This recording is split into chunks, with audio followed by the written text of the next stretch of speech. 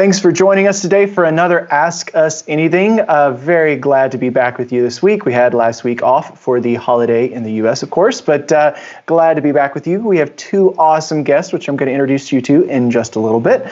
But first, the usual preamble and the warnings. We are doing this from our homes on our home internet, and if everything goes wrong, we are going to do our best to get back and bring this stream up in the same place it is. If not, check back on the DiGiCo page because we'll start another stream there, and worst case scenario.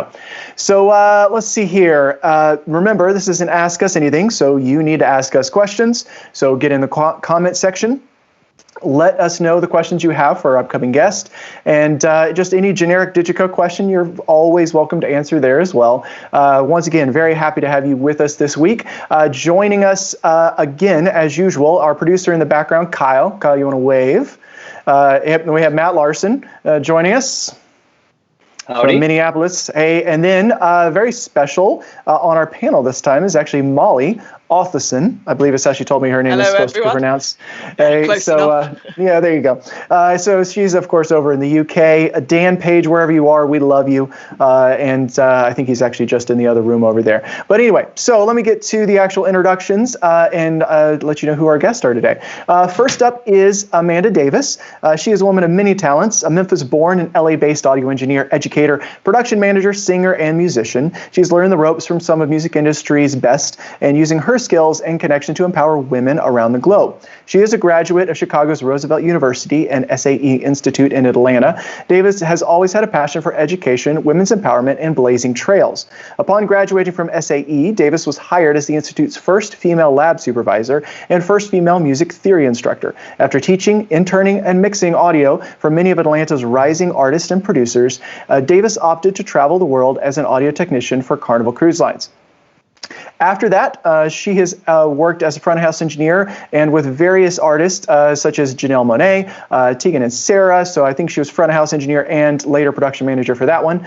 Ella May, the late great Nipsey Hussle, Olivia Newton John, Whale, Jadina, and SWJ, so Sisters with Voices. She has mixed at prestigious venues and events such as the White House, Madison Square Garden, Radio City Music Hall, the Hollywood Bowl, Coachella, the Grammys, the Oscars, Glastonbury Fest, Good Morning America, the Today Show, Montreux Jazz Festival, Saturday Night Live, BET Awards, and American Idol. She is also a highly sought-after speaker and guest lecturer for organizations such as Pensado's Place, Berklee College of Music, Valencia, various Sennheiser webinars, UMG and Capitol Records, Women's Audio Mission LA, Meyer Sound, Waves, Front of House Magazine, and on top of that, she has been nominated for a Parnelli Next Gen Award. Please welcome Amanda Davis. Amanda, thank you so much for joining us today. Hi, thank you for inviting me. We're very glad to have you here and looking forward to picking your brain a little bit on a lot of various issues. Let's see here. You said you're in Memphis today? Yes, I'm in Memphis right now. Awesome. So I'm sure not everybody knows this, but that is also my hometown. Not there anymore, but still have a lot of family there and a lot of friends there. So awesome. How's Memphis today? Memphis is cool. I've been really busy. I've started working at a recording studio, which we can get into later. So, but I'm off today and I'm staying in the house. Yes, because it's Memphis and it's probably 95 degrees with 95% humidity. Fantastic. Cool. Well, our second guest joining us today is Loreen Bohannon. Loreen has been an engineer and audio tech for 14 years. She started in the backwoods of Pennsylvania and she grew her reputation mixing bands in dirty clubs and bars. And she's also mixing orchestras and national acts across the tri-state area when she was requested for her first national tour with at the age of 24, with Rusted Root mixing front of house. From that moment on, she became a touring constant, quickly moving up the ladder, eventually moving to California to, of course, further her career. Since then, she has worked with artists such as Michael Bolton, Anita Baker, Lizzo, Skip Marley, and more.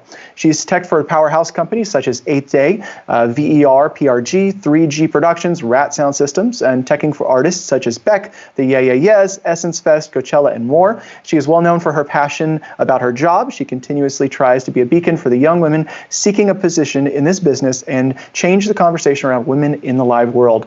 Please welcome Loreen Bohannon. Hey guys. Hey, you're in LA today, right? Yes. Fantastic. How's everything going? going out pretty good. It's been an interesting transition, you know. Yeah, always is. What are you finding yourself doing these days? Well, I found out that literally 6 houses down from me is a full production studio that does web streams and live streams, and the neighbors are about my age.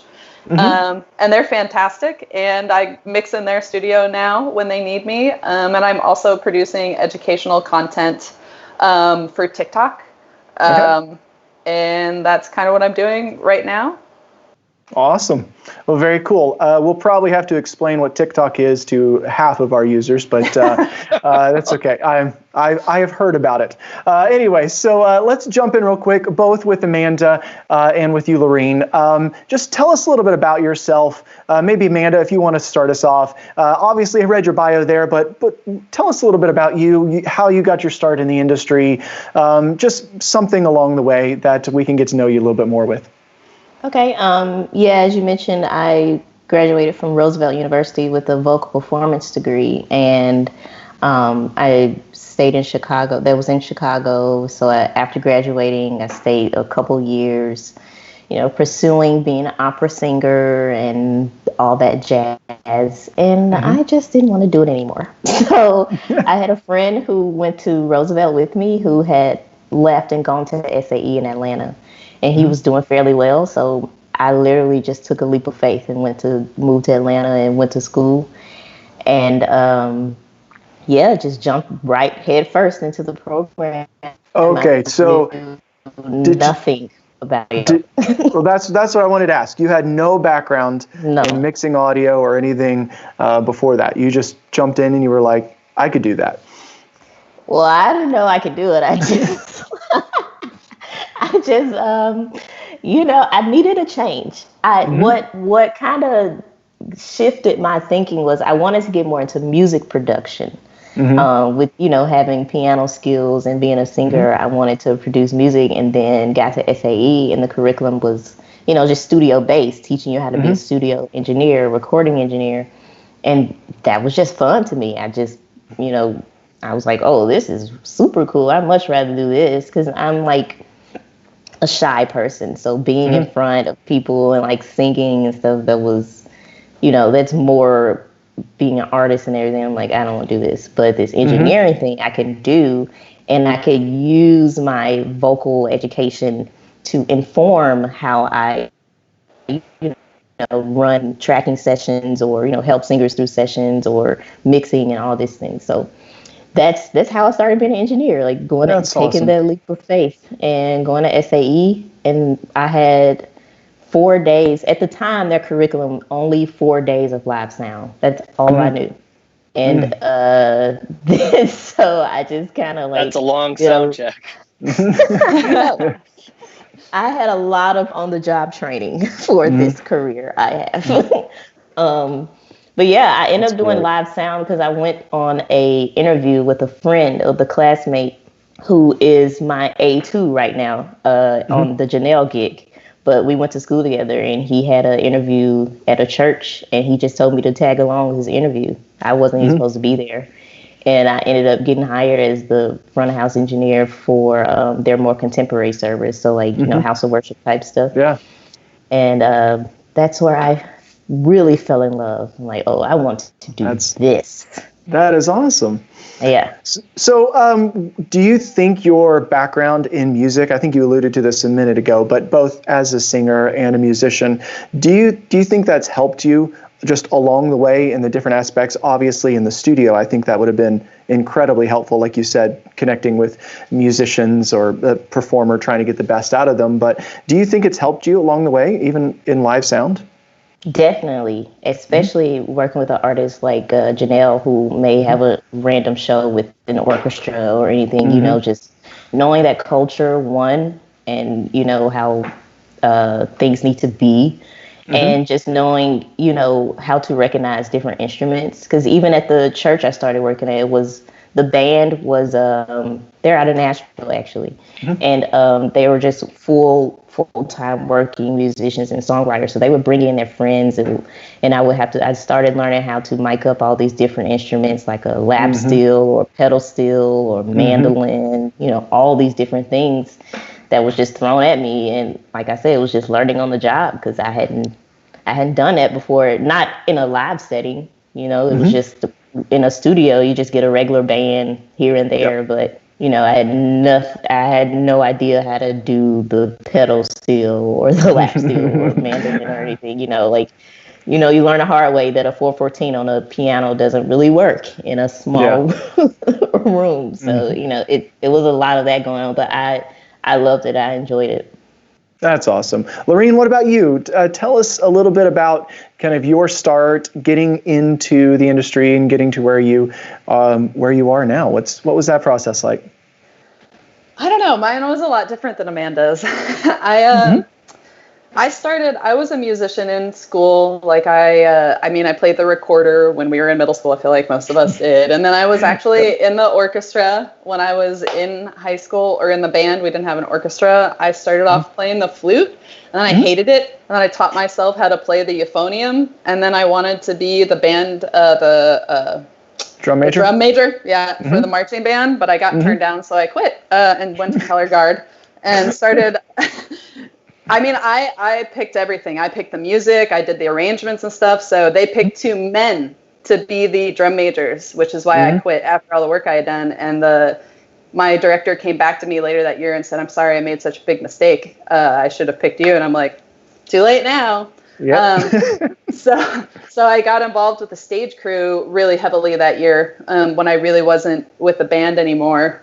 And the next year, she's my adopted mom now. I should say that this job saved me. Like, it gave me somewhere to go. It gave me a family and a community that I would have never had if I had never experienced it. Because I was on my own at 16, literally living on my own, supporting myself, living out of my car, like no money, no food, no nothing. And so I discovered in the fall after my mom passed away, we had a professional production company come into my high school and do our musical. And that's the first time I had ever seen like a real production company ever. I would think I was 16 at the time. And I went up to these guys. I'm like, I had already messed around with stage crew, but I never seen anything like this. So I was like, what are you doing? Can I help you? And they were like, yeah, you can help us, but like only if you know how to wrap a cable, and we're not going to teach you. And I was like, game on. It's on. Like, so I taught myself how to like wrap a cable, and then next time they came, I was like wrapping things and stuff, and it just kind of like progressed from there. These guys recommended me to a tour when I was 16 and a half, or just right before 17. So my first tour was when I was 16 in 2006. I was the spot op. Yeah. And that's how I started kind of in this business. I actually started doing lights, and I hated it. And I was like, I want to do sound. That's what I want to do. No offense to all you people. No, but I think we all feel the same way here. I think it's a safe space for that, for sure. Yeah. So I found my way. I went to the production company, and these guys did not want to hire me. I got to tell you, like, they're like my family now, but I just harassed them. I would call them every week and be like, hey, you got any gigs? Like, hey, you got any gigs? And finally he was like, oh my God, like, Jesus, here's a loadout. Like, just leave me alone. And that's how I eventually got in. And there. Little did he know you would never be leaving him alone. How that works. Fantastic. That's awesome. So I actually wanted to bring this up to you, right? So both you, Loreen, and Amanda, I'd love your input on this as well. But more specifically, what was it like getting into this industry? This industry is nearly all male. I would imagine both at the time that both of you were getting into this, it was almost entirely male. So what's that like? What's that like being, I'll just leave it with that. You guys take it away from there.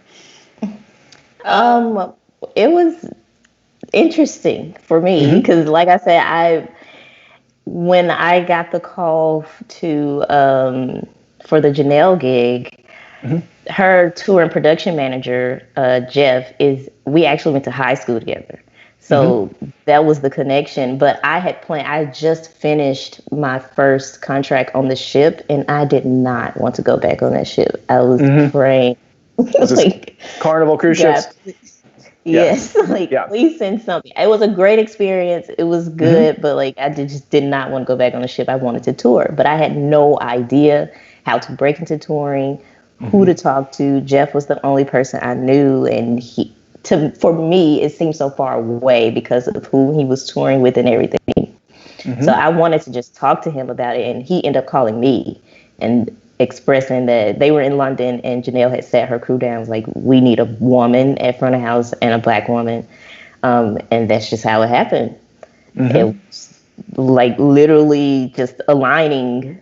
Everything just aligned because I was, literally on my way to call him and ask, what do I need to do? Like, can I just come push cases or something? And it ended up, that position ended up being offered to me.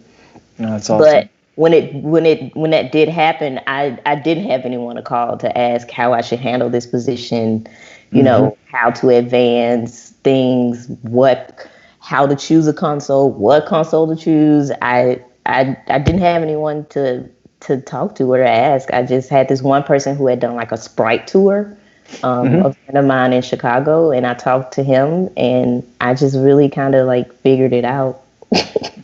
That's awesome. That's great. Loreen, what about you? Again, very different experience.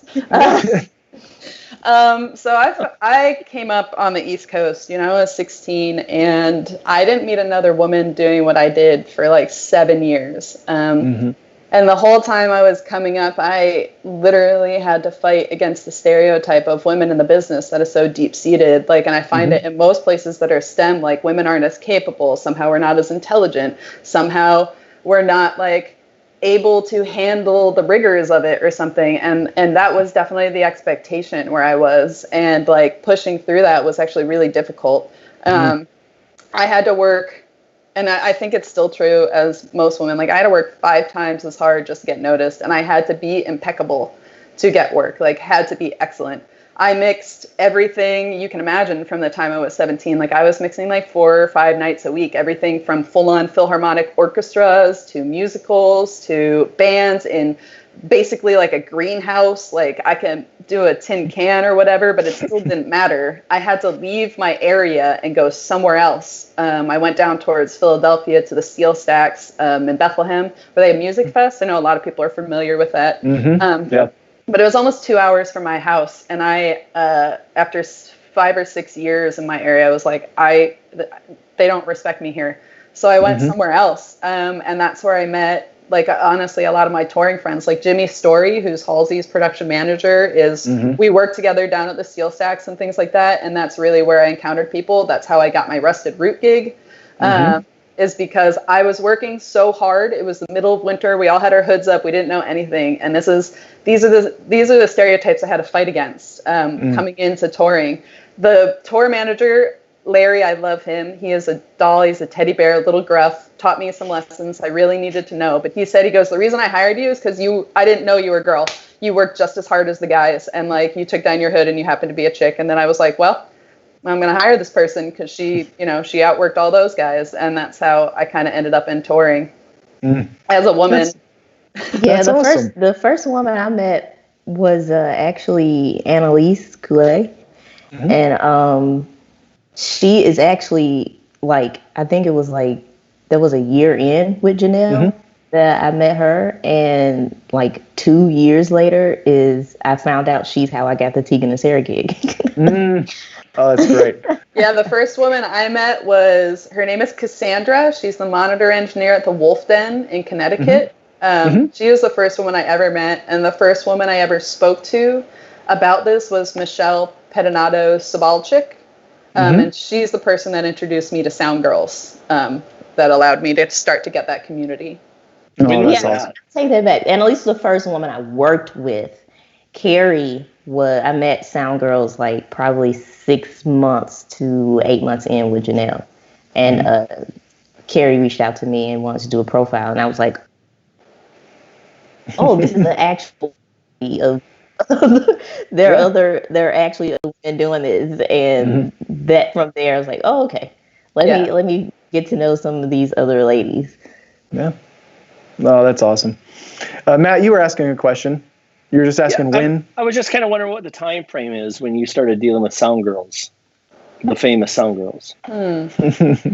Yeah, I think. Hi, Carrie Keys. I see you. I can't really remember. Michelle was still involved. Hi, Carrie. Michelle was still involved when I got it with Sound Girls. So it had to have been, I mean, I'm 14 years in, '07, so it had to be like 7 years ago when I first heard about them. But I wasn't really involved until about 2 years before I moved to California, so probably about 5 years ago. Yeah, it was 2014 for me, I think. Okay. Very cool. All right, so slightly off topic, but I have a note here that I'm supposed to ask Loreen about mustaches. What is, you want to tell us about that? It's going to come back up. Okay, we can talk about mustaches. So when I first started like touring, I did a lot of regional touring with bands, things like that, and I would end up being a tour manager / production manager. I mean, at that level, you're everything. You're doing the tour and all the production. And as a woman, people weren't used to having me come in and literally be front of house and the tour manager and stuff like that. So sometimes I'd get, some jerks and people that, were being less than kind to me. So I used to keep a sheet of those silly, like fuzzy stick-on mustaches in my stuff, and anyone who was being a jerk to me, or if I was having a bad day with the crew on site, I would just put on like a little curly mustache, like a stick-on little mustache here, and literally no one could talk to me with like a straight face. Like no one could like be a jerk anymore. No one would disrespect me because they could see that like clearly I'm not taking myself that seriously. I'd sit there and like stroke my fake mustache while they would be talking to me. I think Molly has one of those, doesn't she? Yeah, I thought we were supposed to add Molly. No, my one took a lot of time and effort to grow. That's how I spent my lockdown. I just found out they have a mustache if you have the piercing, right? If you have the nose piercing, which I don't, but they have a mustache piercing where it's like it goes in your nose and it's like a mustache and it comes out. Of course they do. Of course they do. Of course they do. So, Loreen, obviously to bring that up, though, you were telling us that earlier, but you said that really helped diffuse the people you were dealing with, right? It's almost impossible for somebody to take themselves seriously, when you're not taking yourself seriously, right? And they just seem over the top. Would you say that's pretty good practical advice for any lady and or man in that your position that's dealing with somebody that's difficult in this industry, whatever reason that is, whatever position they're in? Absolutely. I really think it's important to have, good ways to deal with people like that. Men, women, everybody faces this. Sometimes, local crews are cranky to touring crews because a lot of times there's some jealousy there sometimes, or like this is their house and they're like trying to tell us how to work our gear. We're on our side, we tour with this stuff all the time and it's our gear. And so like, there can be some hostilities. Like I know when I was on Warped Tour and I was like the front of house system tech, I was flying the PA every day. I don't know, it would have never happened if it were a man in my position, but I know that, frequently I would have men on the cruise be like, oh, this is how you need to fly the VDOS. And I would be like, bro, like, that I've been out here for 2 months flying this PA, right? Like I can put it up in like 3 seconds. Like what, like we're going to do it my way. And so I came up, I also came up on the East Coast with like the New York unions and stuff like that. So I learned really great ways to diffuse with people. And like when there's aggression and things like that, you can't be aggressive back to them. And frequently when they're asking something that is inappropriate or they're asking something that's out of color, I'll just kind of play dumb. Like I'm not trying to like escalate the situation, but be like, well, why do you want that? Like, why? And then they have to explain themselves, and then they get really uncomfortable while they're trying to explain why they dumb question. Why they're making an assumption about me. Like I'll be like, well, why do you think that? And they'll be like, right. Like if they have to be like, oh, it's because you're a woman, like then everything's gonna be weird for the rest of the day. So it's a really great way to diffuse situations, and also like joking, like walking in with a mustache of like how are you going to be mean to someone, a girl, a chick? Like I would be always wearing makeup and dressed up, and I'd have a big giant mustache that I just stroke as you talk to me. Like how are you going to, like, I don't know. That's fantastic. I wouldn't be, if I were those people, that was my thought. Like if I were those people, like I wouldn't be able to be like mean to me. Like I'd just be laughing. No, like no, absolutely not. But that's get a her great whatever thing, she though. wants. That's right. That's right. But that's such a great point, though, because a large I would say probably everybody. I know I've dealt with it, and I'm probably, Matt, I know you would have too, and Kyle, who I think has his mic off in the background. It's just part of this job, right? You're going into somebody else's house, like you said, and they have their comments and they have their thoughts, and lots of times they like to share them with you. But oftentimes hearing those words come out of their mouth, whether it being like, oh, because you're a girl, or oh, because, you're not from here, this isn't your venue, it's just great to be able to have them say it out of their own mouth and hear how stupid it sounds when it comes out of their own mouth. But also de-escalating is obviously a very important part of this. So that's great advice, and thank you for that. Let's see here. What else? What do we want to jump to next? Matt, do we have any questions from our commenters? Let's just talk about your day of starting with DiGiCo. What is it like when you're coming in with a brand new band that you've never seen before? What are the things that you're going to focus on? Are you typically getting the ability to actually meet with the band ahead of time? Or are you going in day one starting to do rehearsals? I typically have somewhat of an idea of what's going on when I start with a new band. And I kind of took it upon myself too to have like a template, like a starting off template, which was something I learned from like the studio days, at least have a starting point. So you won't be trying to figure out things or put gates on things that, and repeating everything. So because I do sometimes have a starting point, it makes it a little easier, especially if I can get the console that I want, because that's sometimes a fight. That is why I am indebted to Matt.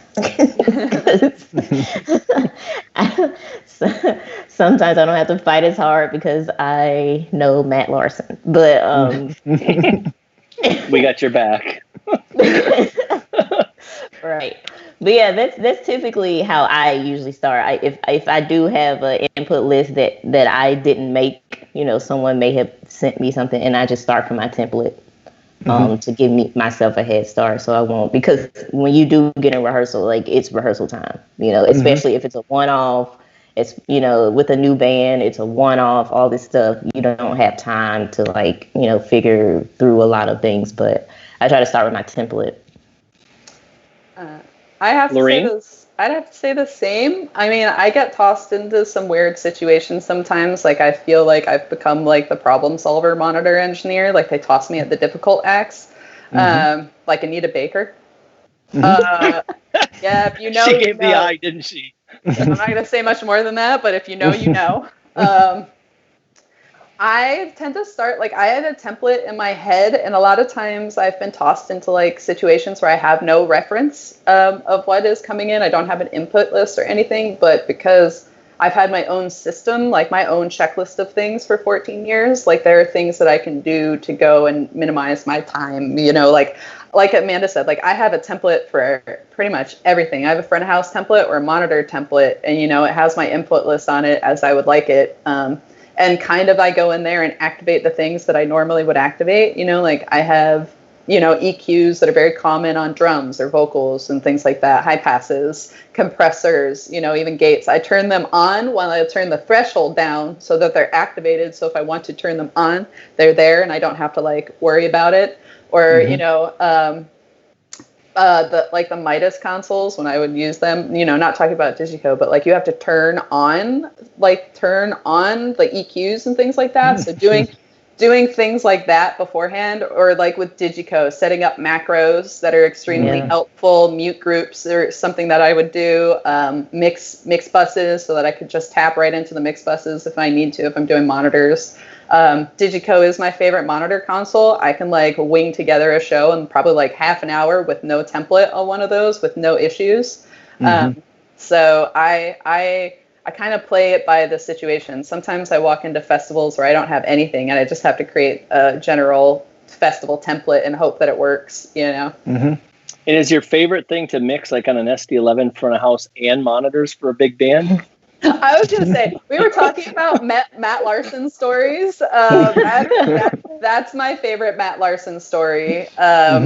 if we can sidetrack for a little bit, he's referencing when I was in Minneapolis with Lizzo this last year at the beginning of the year. So for reference, when Lizzo started, I was the only sound engineer. When we went on tour, I was front of house, I was monitors, I was system tech, I was wireless tech, and I was doing everything from front of house, monitors from front of house. And the crowd was so thick that you couldn't even walk through it. So if something went wrong, I was like, it was horrible. And I was in not the best space. And Matt Larson came into Minneapolis because I couldn't get my Wi-Fi and iPad to work. And he literally spent the whole day there rescuing me. And then he came at the end of it and he was in front of house with me and he like taped it. I have the video on my phone still. He taped the insanity that was the Lizzo show. Yeah. And he was like, oh my God, like how, like the crowd was so loud, like I couldn't even get my PA over it anymore. And Matt Larson saved my bacon, like literally saved my bacon that day. And there are so many instances, even when I was with Michael Bolton, where I would call up Matt, I'd be like, this is happening with this console. And he would be like, I got you, here's the stuff, it's in your email, whatever. So like, side note, Matt Larson has been with me through all of this nonsense. But that's DiGiCo globally. All the people that work for DiGiCo know the product really well, and we're really here to help support you. And it's a two-way street. You know, we wouldn't be here without you guys as well, and we really enjoy it. One of the things that I kind of want to get into is here you're mixing front of house and monitors. Using the iPad to control monitors, you cannot get to the front of the stage. And those are some of the times where you don't have the technical barricade to get up to the stage if you need to. It'd probably take about 10 minutes through that Lizzo show to get to the stage if you really needed to. It did. And then you're doing monitors full time. That just kind of happened. With the Lizzo camp, there were some interesting transitions, and our tour I was leaving to finish up my responsibilities with Michael Bolton. I was doing the last 10 days with him while I was stepping away to go with Lizzo full time for the year. Yep. And while I was gone, the entire upper management team changed. And no one informed me of this while I was gone. So I came back to an entirely new tour management team and management team that they were going through a lot of transitions in the early days of Lizzo.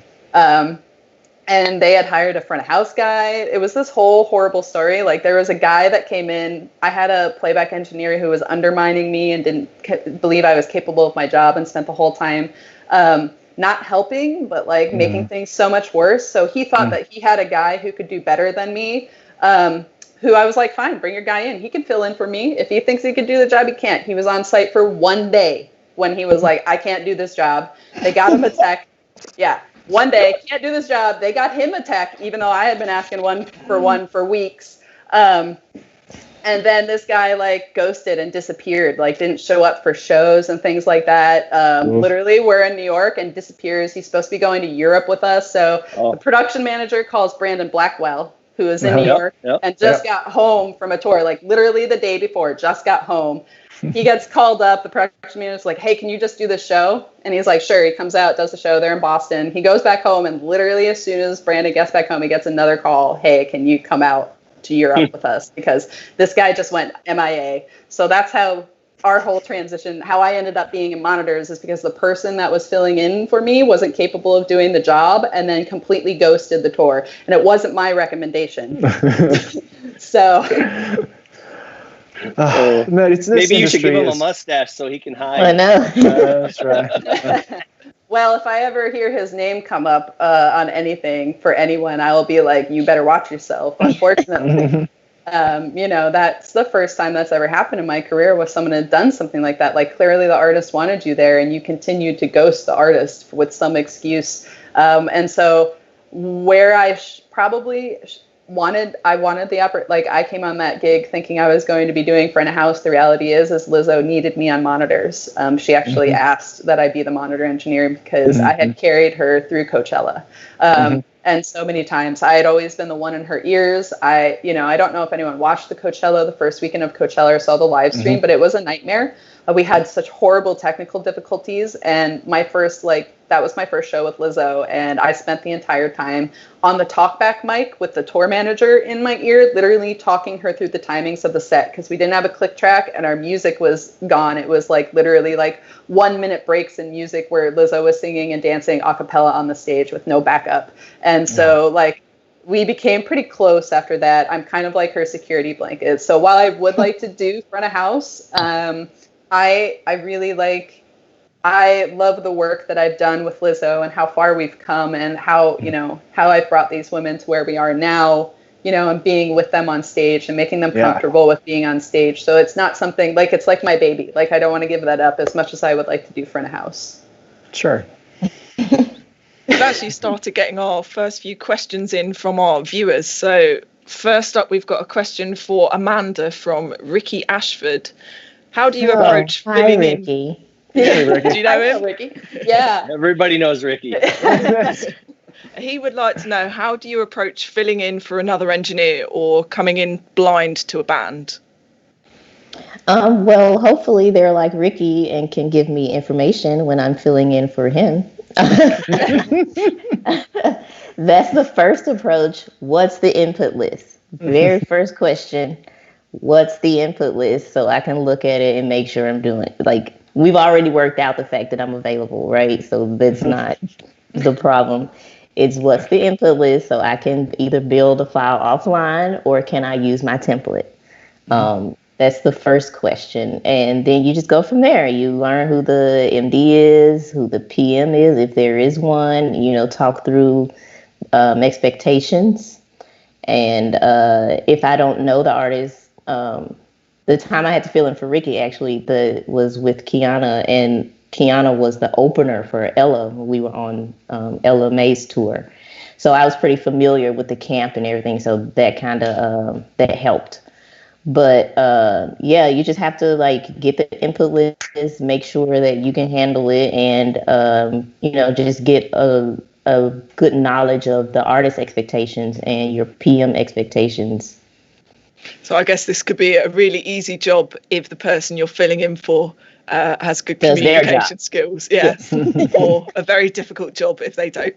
Exactly. To elaborate on that more. Ricky send me a recording, everything. I'm like, I get to listen to the show. All of that matters. To get good prep work for a show you haven't done before. Does length of time of cover matter on how you prep? Like, if you're only going in to cover for 1 or 2 days versus filling in a tour, do you prep differently? Because I know at front of house sometimes there are a lot of scenes and things like that engineers have programmed in.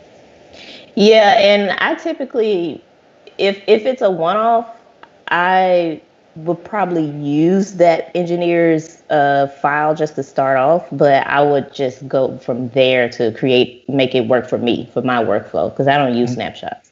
And if it is, it just depends on one-off. Or if there's a rehearsal, then that's different from we don't have a rehearsal, just come to the show, or we don't have a rehearsal and it's a festival. Yeah, that's way different.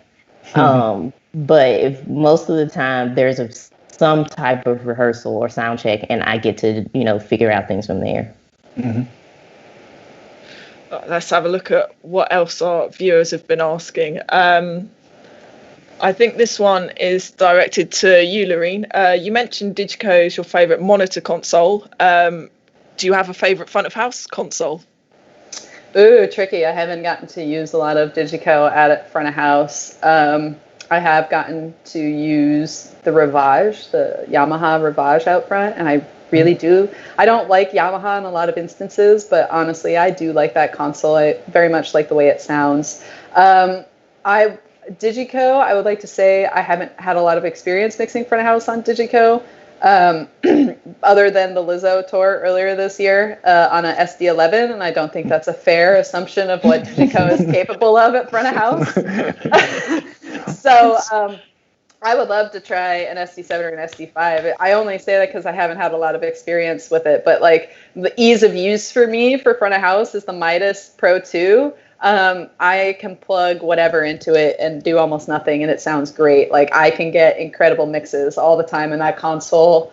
I know a lot of people don't like working on it because of the patching, and it's the worst. It's like analog to me. I don't know. It just makes sense. Like thing. So I've always been okay on it. But I just like mixing on it. If I have to get thrown into a situation where like I don't know what's going on, I just need it to like sound good and work at front of house, then I'm probably going to be like, Pro 2 or Yamaha Ravage. DiGiCo is always there because I just know the system so well. So that's definitely probably now going to be my go-to with like a UAD, like a Universal Audio Server, Waves and me. This last year, we had lots of, as the boys know here, we had lots of fun issues. So Waves and me, we're on rocky ground, but I really use the Universal Audio stuff out at front if I get the opportunity again. I think that will offer me a much more stable climate for operating front of house. And I think that DiGiCo would probably still then be my console of choice out there.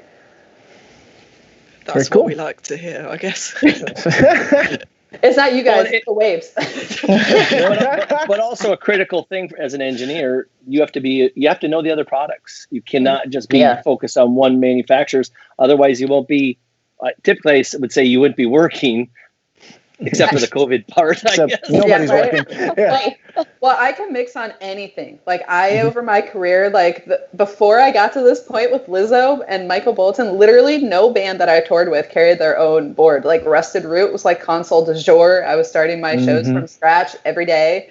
I was also pretty much the monitor engineer for those guys. And even my experience as a sound engineer where I come from, like everything is a tool, down to the microphones, the ears you use, the console you use. They're all tools. And if you don't know how to use all of your tools effectively, then you can't be the most effective engineer that you can be. So I can mix on anything. If it's a digital console, it doesn't matter if I've never been on it. The operation is similar to every other one. So I can learn it pretty quickly.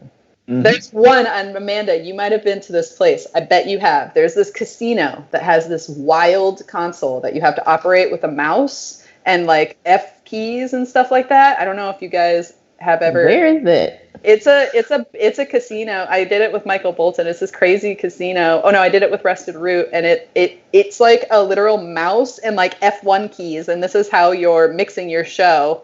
And like adjusting compressors and stuff like that. Oh my God, like I would die. I'm very curious. I'm very curious about this now.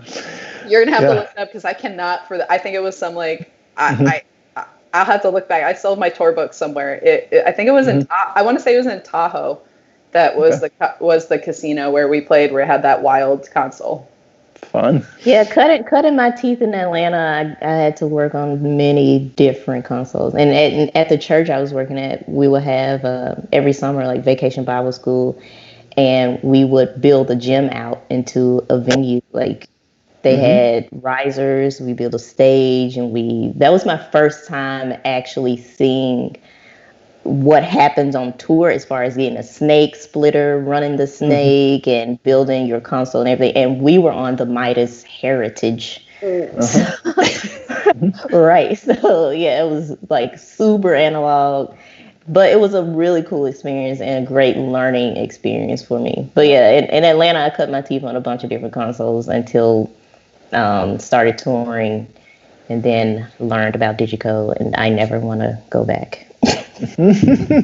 Actually, I want to amend an earlier answer. If I could pick a front house console, it'd be Heritage. I love the sound of those consoles. I love analog. It sounds great. I don't know if I want to tour with it, but it is great. Oh, that's awesome. Cool. Let's see here. We had another question. I think we pronounced her name Lene Kempe. She says, I've never used a more expensive desk. I work in small venues up to 600 people, so there's never been a budget for it. Most places have an X32 or M32. I'm a woman and nervous to get on a gig with them. How easy is it, in your experience, to go from inexpensive to more complicated and expensive desk or consoles like DiGiCo?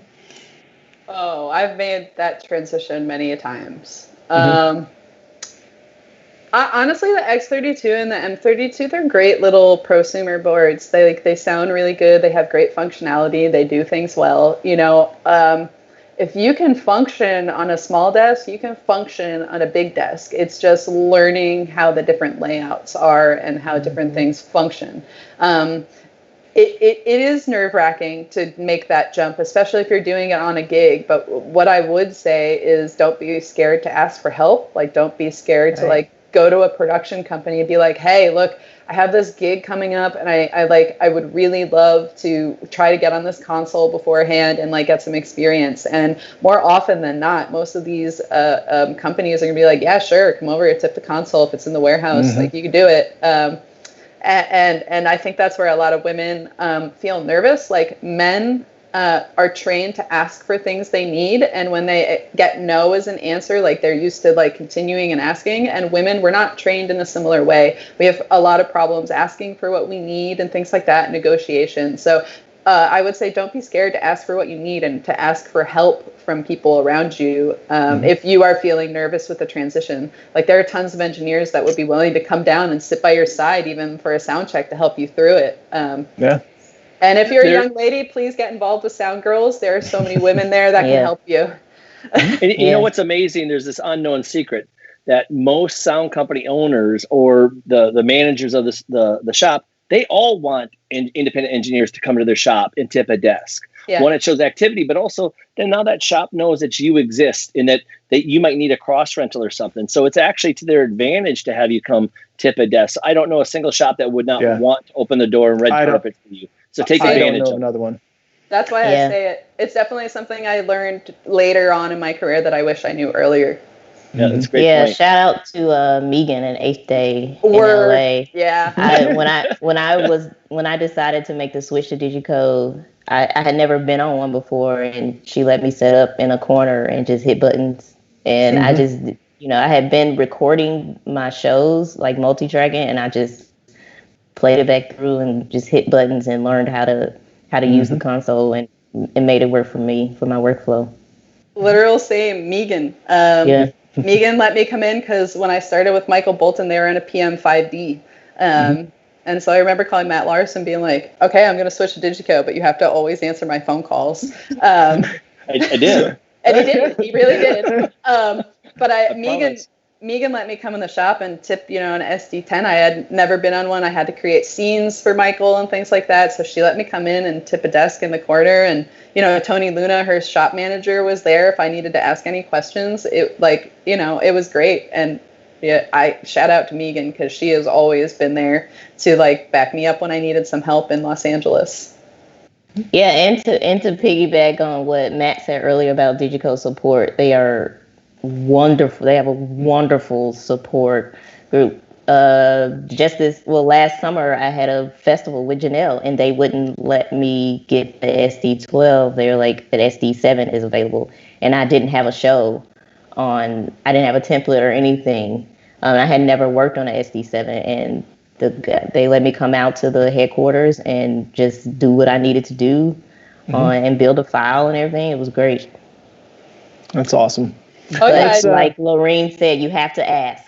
I sent an email and asked. They don't know you exist unless you say, hey, I need help. And if they say no, ask again. Yeah, exactly. No, I think that what we've learned here is if they say no, ask Matt Larson. Yeah. That seems to be That's exactly what happened. That's what happened to me in New York. I don't remember what I had to go out to your Farmingdale office for, but I was teching a show, and I went out there with Paul Bell because they couldn't get, there were no shops in the city that were capable of letting me tip a desk to build my show. It was for Saturday Night Live. I wanted to pre-build our SNL show, and I didn't have a console or access to one. So they set me up in their Farmingdale location with Paul Bell, who is the best. Like, if you ever get an opportunity to meet him, he is such a mad DiGiCo genius. Like, you guys need to do a feature on that crazy console he has back there.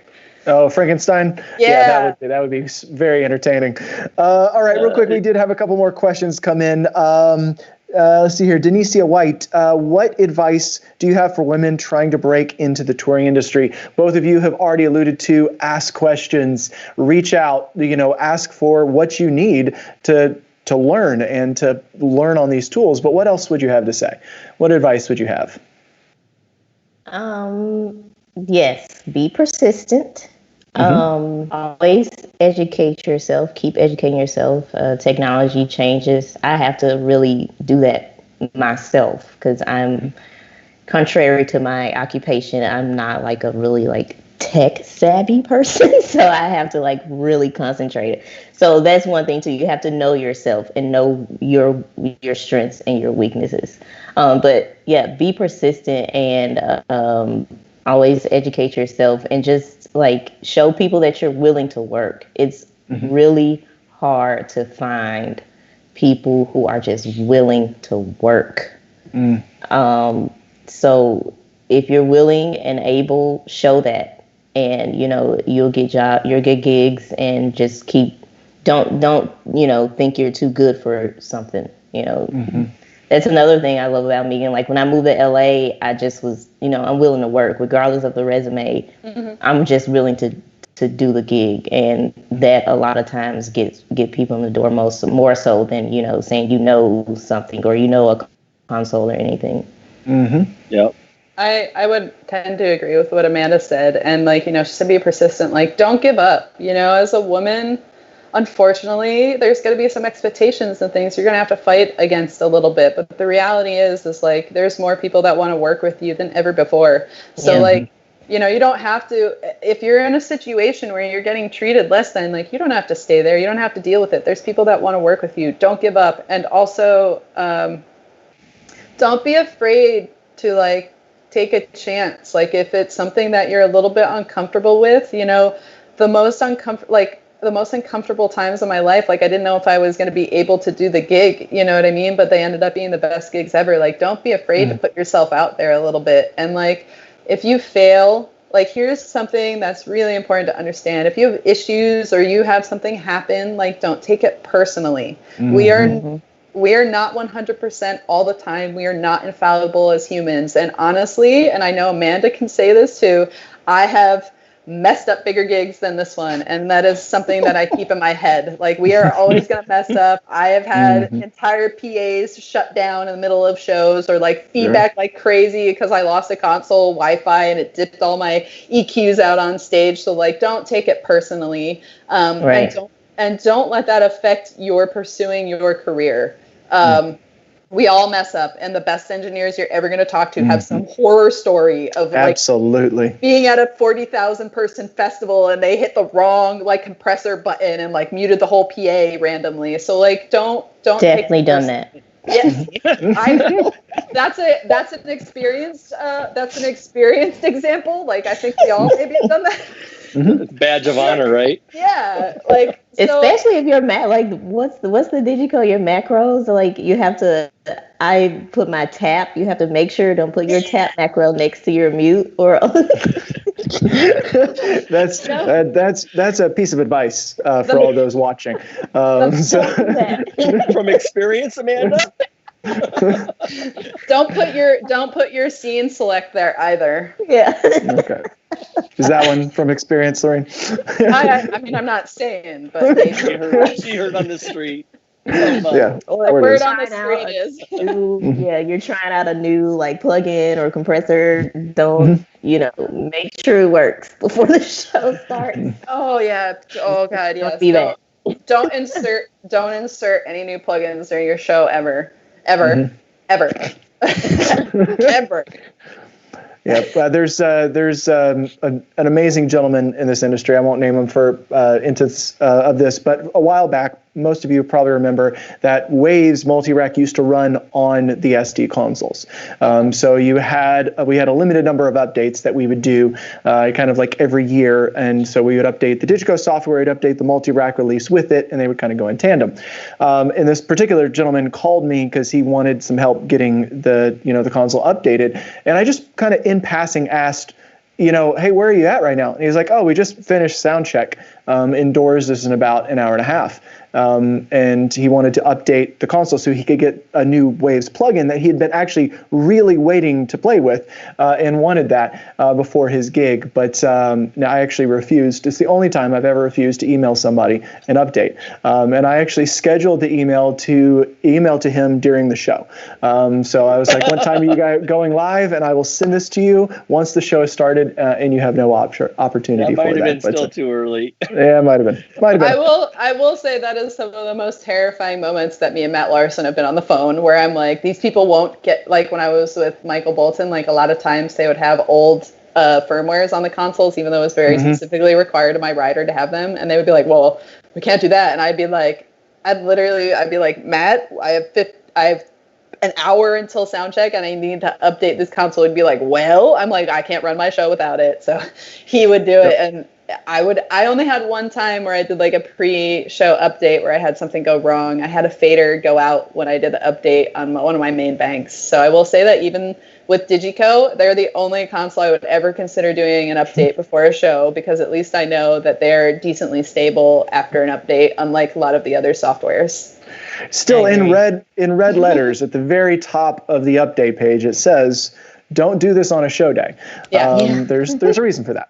Yeah. Anyway, all right. So we have a quick question from Brian Shields. He's asking, what is your favorite DiGiCo console so far, and what is your favorite part of DiGiCo's workflow? And that could be a question for both of you. I missed the first part of the question. So he says, what is your favorite DiGiCo console so far? And then what is your favorite part of DiGiCo's workflow? I don't know.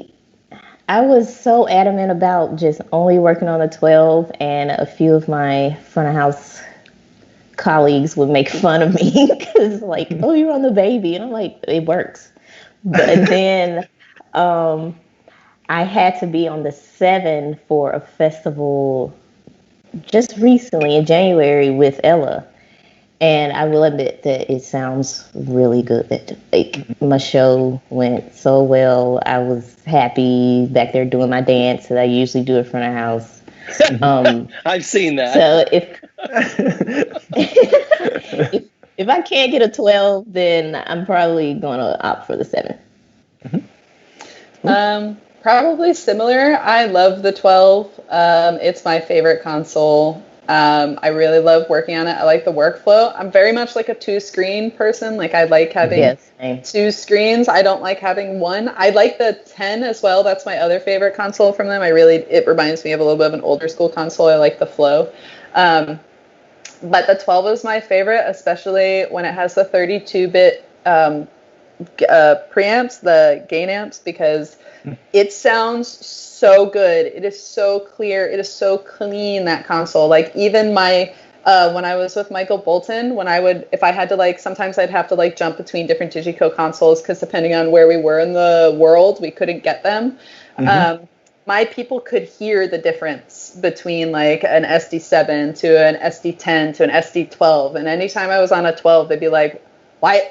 It sounds so good." And then I would go to another one. They'd be like, "What changed?" And I was like, literally nothing changed. But really, the 32-bit cards make the biggest difference. And even with Lizzo, when we first started this last year, we were using a different setup because we had we were using the orange box to get our DiGiCo feeds all together and our playback into it. We were running our consoles on 44 instead of 96 to make sure that playback was in, but as soon as I was able to switch to 96, like, all of the plugins and things that I had been using were like superfluous, kind of. So that I love the 12 for that. Like, I don't have to use as many plugins as long as I have the 32-bit cards on that one that I would previously have used on other ones to do things. Thanks. I know are there any elements of the software that you really like about the DiGiCo workflow? All of it. Yeah, it's very user friendly. You can tell an engineer sat with, you can tell people who worked on our business sat with them and designed these consoles. Like, it's not someone who didn't do it. Like, someone sat down with DiGiCo, these guys are all experienced. It's like they went, this is how we use the console. This is, this is the best. And I feel like it's really like an engineer's console. Like, I can set it up to do whatever I want. Mm-hmm. Yeah, and I really love the little guys, the 21 and 31. That's what I had out on with Tegan and Sara. I took it out with me twice on the Tegan and Sara tours, and just how you can set up the macros, the drag and drop thing. This is just easy because I'm just the type of person, I need this machine to do what I tell it to do, and I don't need to go through all these other steps. Like, if I want to select a macro and drag it here, that's super easy. I love it. Not to be that guy, but that's why I have an iPhone too. Like, I just want my phone to work. Right. So we've had Ricky come back with another question. He's asking if you've got any tips on mixing monitors from front of house. Oh, yeah. Get twice the pay, isn't it? Yeah, well, number one, that. When I mix monitors from front of house, my sound check is often way different than a normal engineer's or what's like the industry standard. I start with vocals and I work my way backwards into the mix, and I get everything where I want it at front of house, and I get levels, like I get my front of house level where I want the gain to be, and then I send monitors. Always get your gain structure before you start sending monitors. Don't send the monitor if you're not sure where your gain is going to be. Like, that is the biggest disaster that I know engineers make, is they don't properly guess how much gain they're going to make. I would rather my fader be up this much sending signal and me not have to be messing with the gain across the stage so I can get front of house good than anything else. And it was really crucial when I was with Lizzo to make sure that front of house was perfect. And if my mix at front of house sounds great, it's going to sound great in the ears. Like, that's the reality. Like, if it sounds great at front of house, it's going to sound great at the ears. Or on the wedges. Like, when I was with Rested Root, often I would do monitors from front of house, and like the wedges are wedges to me are like a little front of house PA. Like, I have a different thought process than other monitor engineers. I want that wedge to sound as crystal clear as a PA would. So very much like my mixes on stage complement my mixes out front, and I can hear when I'm mixing monitors on stage if there are frequencies or things like that I don't want on stage in my front of house mix. And being aware that what it sounds like on stage very much affects what it sounds like in front of house is also a really important thing to understand about doing monitors in front of house. Yeah. The couple times I've done monitors, I got a great piece of advice, and it was like, just mix it like front of house. Mm-hmm. Because, you get the musicians or whoever on stage what they want, but then just mix, because that's they just want to feel good in their ears or the wedges. Yeah. Mm-hmm. Yep. Mm-hmm. That's awesome. Hey, I just really quick wanted to read you guys a comment. Dwayne Allen put in, he says, I rarely come across female sound engineers on shows, but anytime they have female crew or stage managers or female anything, they work 10 times harder than the men. I think it's great. My daughter wants to work in the sound industry. So good to see you ladies getting it done. So just want to pass on that one. That's why I'm here. That's right. All right, so real quick, what is the most memorable moment in your career so far? So who wants to go first on that one? Most? Good or bad? Good or bad? Okay. Good or bad? Good or bad? Like, which? We could do both, maybe? Yeah, sure. Absolutely. You only get 10 bads. Well, my worst, I don't know, I have it was one where I for sure thought I was like fired and about to go to work at Urban Outfitters or something. It was a Janelle show, and we were in San Francisco, and that's like one of our biggest markets, huge festival. I forget the name of the festival, but Outside Lands Festival? Probably. Mm-hmm. And I trying something. I had used this file before, and I don't know why it didn't work when I loaded up, but I put a compressor on my left right. And for some reason, the return didn't patch. So it was on the insert and the end was patched. But of course, we know that type of connection. Is it parallel serial? I can't remember. But it cuts your signal. So top of the show, I have no sound, like none. And I can't figure out why. I'm like, I used this file before. I don't I have no idea what's going on, and I had no sound. And like, they started the show for some reason, and I'm just out there, like crowds booing everything. I found out later that Janelle's yelling my name. I'm like, it's over. Career's over. Just hang it up. I got through it though. Somehow the band showed up on my console, and then her mic, we patched her mic into the festival console. So I mixed the entire show on 2 different consoles, like running back and forth. But that was one of the worst experiences of my career. But I learned, make sure you check the patch. You can't always just trust that your file is going to load like, it's supposed to. Best experience, probably, we did the White House, the last 4th of July of the Obama administration. We did the White House, and that was pretty cool to, I don't even have to say anything else. That was just like one of the coolest moments ever to be, rubbing elbows with the Obamas, like they're black royalty first. And it's like, okay, so I was catering. It was a barbecue, so it was supposed to be like outside on the south lawn, a whole barbecue, whatever, but it got rained out, so we had to move inside. But we still had great barbecue, like burgers and stuff like that. And then, it was fireworks, of course, and I'm walking around, and seeing President Obama just chilling with his drinking. It was like, what world am I in right now? That sounds pretty special, for sure. What about you, Loreen? Well, I have so many horrible experiences. It's hard to pick the top one, but I think like the worst one. When I was with Rusted Root, I was doing front of house for Rusted Root, and there was a festival down in New Jersey.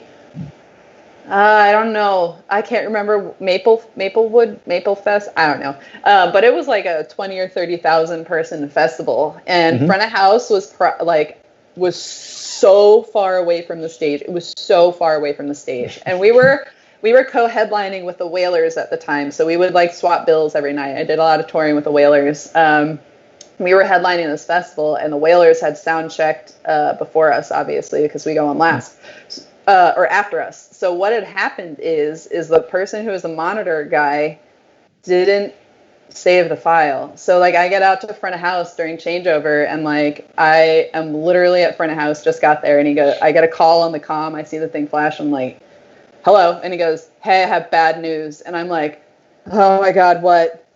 And he goes, I didn't save your monitor file at all. I have the Wailers labeling on the console. And I was like, oh, I'll be right there. And I'm literally like sprinting like the half a mile from front of house. Now changeover is 20 minutes, mind you. So I get the stage going. I get at least the stage up so that my artist can function. Well, I'm back at front of house with 30 seconds before I have to open the PA. I haven't checked gains. I haven't heard anything out of my console. I haven't anything. I literally just go wham, and it's an Avid. It's an Avid. It's a profile, and I just slam that thing open and pray to God that it works. And it was the worst, probably like 5-minute mix of my life. Like it was atrocious. Like those guys standing out at front of house with me were like. Yeah. And that was one of the biggest lessons I ever learned. Like, do not walk away from any console, no matter what you are, without saving your file, and have 2 sticks and save it again. Like, it doesn't matter. Like, you can't trust the other person, unfortunately, and that's not like you can't trust it. Like, you're responsible for all of that. So like you have to back yourself up. So like I have multiple pens now that I'll save my file on 2 separate ones just in case one gets corrupted. Sure. And then my best experience was this year with Lizzo. I have 2 really memorable ones. Glastonbury. When we did Glastonbury, we were the most popular act that they had there for the summer. We had the largest audience. We had well over 40,000 people in our audience. And it was my production manager from the time just shared a video of it. And it was one of the most incredible experiences. Lizzo has this moment in her show where she asks everybody to like put up their light and she does Jerome. And to see 40,000 cell phones up in the air waving was incredible. And then the other really cool one was I got to do SNL with Eddie Murphy. Wow. That was amazing. That was a really awesome experience. Hey, let me follow up with a question here. So we talked about some really bad experiences that you had, right? Talk about the relationship and how important it is as a front of house or monitor engineer or tour manager it is to make certain that you've got a direct relationship with the artist. So when things do go south, they will call you and you can actually have that conversation, explain what happened and actually keep your job. Yeah, that was one thing that there was a time, one of the times that I was like, yo, I really like mess with Janelle because she like took up for me and you know, she just wanted to know what happened. I wasn't scolded or anything. She just sat me down and like wanted to know what happened and, you know, explained to the rest of the, you know, the stage crews like, yo, front of house is the most important thing. Like we don't have a show if she's not ready. So we have to make sure, like double make sure if Amanda's not ready, then we're not ready. And that was pretty cool. And I think that's a testament of, you know, just having a rapport and relationship with your artist. But your artist has to be willing to understand your role as well. So, you know, it's a dual relationship there. But yeah, making sure that you have some type of rapport and relationship with your client is important for, you know, reasons like, you know, something may go bad. And they have to trust you. So if it does go bad, they have to know that one, it wasn't on purpose, and 2, that you're gonna fix it and do what you need to do to fix it. Yeah, I agree with that, and also that's everything. But also you have to take responsibility. Like sometimes it's not going to be your fault, and most of the time the artists don't want to. Like when you're trying to explain something, it sounds like an excuse pretty much no matter any way you approach it. It sounds like you're making an excuse for what happened. So you have to accept responsibility for what happened, even though it wasn't you necessarily. And they have to like, you know, sometimes you're going to have to accept that you might lose your job with it. Like sometimes you don't get the opportunity to have the type of relationship with the artist, you know? I'm lucky in my position with Lizzo. You know, she came into this not knowing how to, you know, not knowing, she never had a talk back. She never had a monitor engineer. She never had any of those things. And so it was important that she had someone that could explain to her what happened without making excuses for it. And that kind of became my role with her. When we would have production problems, because I was already her safety blanket, I was the one that she would call in to be like, okay, what happened? And I would explain it to her. I would explain how we can make things more effective. And having that rapport with her was really important going forward because we don't talk much anymore. Like we don't have to speak. She knows that I have her and she has me. And if something goes wrong, now our conversation is, hey, what happened? And I'll be like, well, this happened. And she'll be like, well, I really like the way you handled the problem. So, you know, whatever happens. And having that rapport is really, but if you can't have it with the artist, make sure you have that relationship with the production manager. Yeah, for sure. Yeah, like really make sure that the production manager is your friend too, because sometimes with a lot of the higher end artists, you don't have access to the artist in that way. Yeah. That's awesome advice. Thank you both so much. This has really been a treat to get to talk with both of you, learn more about your stories and your journey, what you've gone through. Judging by the comments that we've gotten here, we haven't read half of them, but you've had a lot of encouragement to some ladies out there, and like we just read from Dwayne, his daughter, as well. So thank you for all that. We're going to switch gears slightly, throw it over to Molly. Molly, you want to tell us what's coming up next? Yes, so we've got quite an important announcement for all of you freelancers and rental companies at home who have found your lives have changed a little bit due to recent events. So to help support the campaigns running to get the governments to recognise challenges for freelancers and rental companies in these socially distant times, we're asking freelancers and rental companies to step out of the shadows. So it's time to be seen as well as heard. All we want you to do is record a short video of yourself answering the following questions. First up, your name and job, how long you've been in the industry, and when your world stopped due to COVID-19. What was your plan for 2020 and what your next job booked is. So when you've recorded these, we'd like you to email them to wemakeevents@digiconsoles.com. Don't worry if I ran through those points too quickly, as the first videos will be going up on Facebook, YouTube and Instagram when we get that all sorted tonight. Please share this with all of your friends in the industry, anyone you know, even if they're not DiGiCo users. We've got to stick together in these times, so spread the word about this. And here's a short preview of what we would like you to do. Hi, I'm James Gordon, CEO of Audiotonics, and I've been in the industry around 25 years. Our world changed with COVID back in March, when pretty much all of touring and theatre productions ceased and the lockdowns began internationally. This year we were booked to be on a number of great events. We were preparing to do the opening and closing ceremonies for the Japan Olympics. We were heavily part of Dubai Expo. And we used on around 80% of the West End and Broadway productions, as well as pretty much every international festival and tour that is out there. And our next job for those isn't really booked until 2021.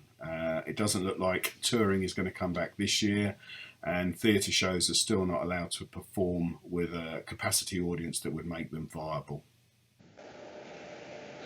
So please share this with all of the other front of house engineers, freelancers, rental companies, whatever. Please share it with them and get them to join in.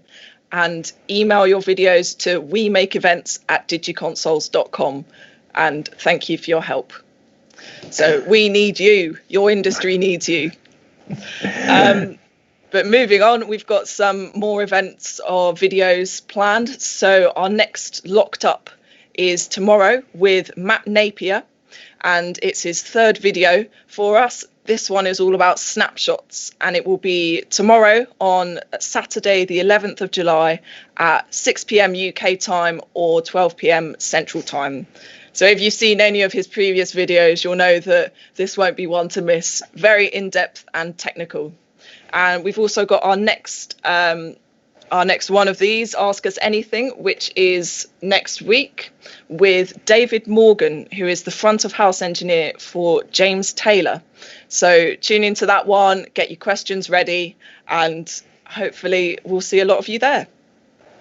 Molly, thank you so much. Special thank you to Amanda and to Loreen. Thank you so much for giving up your time, spending that time with us, answering questions. Once again, it has been an absolute pleasure. Looking forward to seeing each one of you back out at festivals, hopefully sooner rather than later. And as always, thank you to all of you for watching, supporting us, and we look forward to seeing you next week. Goodbye from me in Nashville, and from all the rest of us, and we'll see you soon. Bye. See you later. Bye.